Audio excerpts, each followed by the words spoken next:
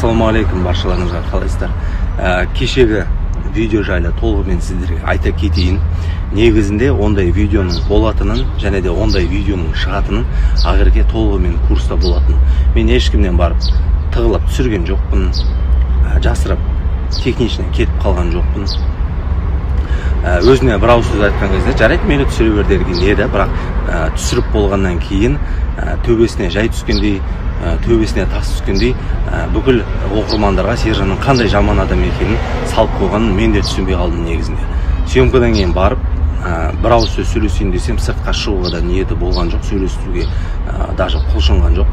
Сондықтан мен өзім үшін бір вывод жасадым, просто адам өзіне бір кішкентай ілік, болмаса бір причина іздеп жүрді, осы видеодан тауып алды деп ойлаймын.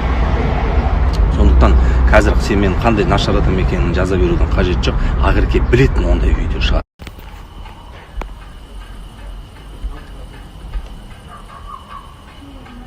Реклама ғой. Барлығын көрдім, енді тілімді қышытпаңдар деп салып қойған екен. Мен білмеймін, тілді қышытатындай дүние болған жоқ деп санаймын негізінде.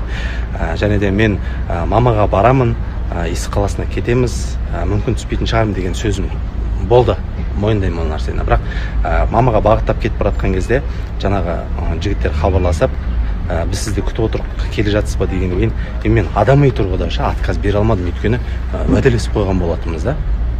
Оның үстіне достар, біліп тұрсыздар ғой, көріп тұрсыздар ғой, қандай мақсатта түсірілген видео екенін да.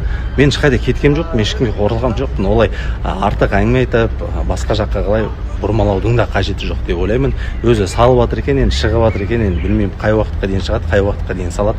Көрерміз енді. Дальше больше. А так менің айтатын артық әңгімем жоқ.